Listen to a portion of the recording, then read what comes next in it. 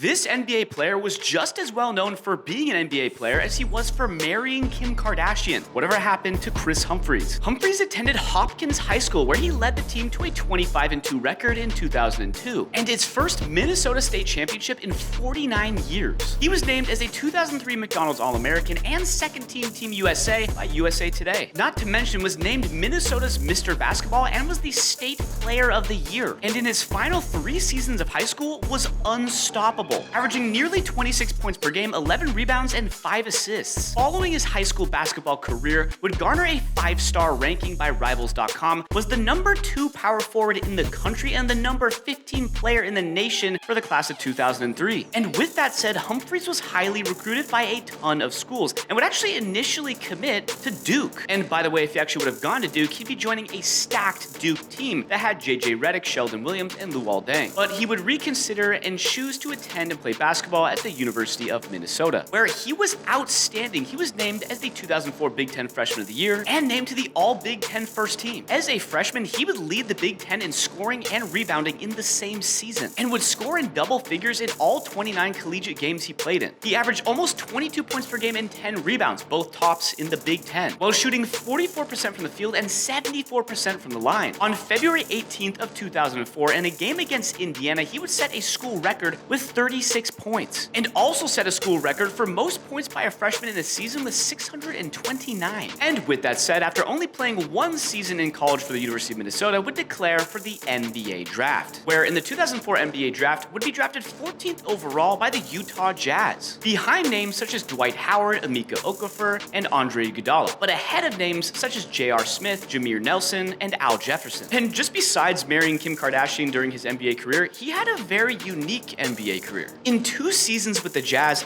he averaged 3.7 points per game and 2.8 rebounds per game in just 4.8 minutes per game, before then being traded to the Toronto Raptors, where he actually would make a difference. While with the Raptors, Humphries proved to be a valuable rebounder and high-energy player, contributing to the Raptors capturing their first ever division title. He would continue to improve year over year, eventually being traded to the Dallas Mavericks and eventually being traded to the Nets, where in 2011 and 2012 he would have his best season, where he would average a double-double on the year at nearly 14 points per game and 11 rebounds. But unfortunately for Mr. Humphries, that would be the peak of his NBA career. Over the next few seasons in the NBA, he would join the Celtics, the Wizards, the Suns, the Hawks, and lastly in 2017 would sign with the Philadelphia 76ers. But unfortunately was waived not long after in final roster cuts. He was one of the final. And a couple years later, in March of 2019, Humphries would announce his retirement from the NBA. Kris Humphries is now single, works in real estate both as an agent and as an investor, I believe, and is in fast food franchising, owning multiple Five Guys, Crispin Greens,